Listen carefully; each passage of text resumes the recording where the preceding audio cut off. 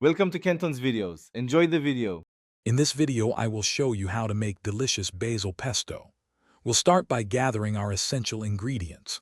You'll need about 2 cups of fresh basil leaves, half a cup of extra virgin olive oil, 1/3 of a cup of pine nuts, and 2 small garlic cloves. For the cheese, prepare half a cup of freshly grated Parmesan and 2 tablespoons of pecorino sardo. A pinch of salt and freshly ground black pepper will complete our flavor profile. These simple components combine to create a truly classic pesto. Now let's get blending. First, add your 2 cups of fresh basil leaves, 1/3 of a cup of pine nuts, and 2 peeled garlic cloves into a food processor. Pulse these ingredients a few times until they are coarsely chopped. The goal is a rustic texture, not a fine paste at this stage.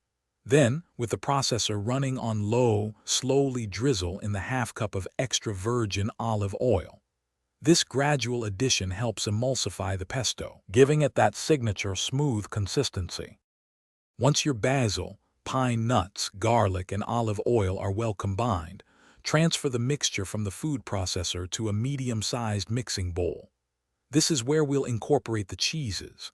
Gently fold in your half cup of grated Parmesan and 2 tablespoons of pecorino sardo. Stir until everything is evenly distributed. Finally, add a small pinch of salt and a dash of freshly ground black pepper. Give it a taste, and adjust the seasoning as needed to achieve your perfect flavor balance. To keep your homemade pesto fresh, transfer it to an airtight container. For refrigeration, pour a thin layer of extra virgin olive oil over the surface. This creates a seal and prevents the basil from oxidizing and turning brown.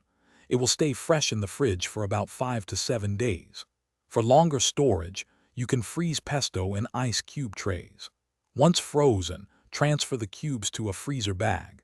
Enjoy your delicious pesto with pasta on bruschetta or as a flavorful spread.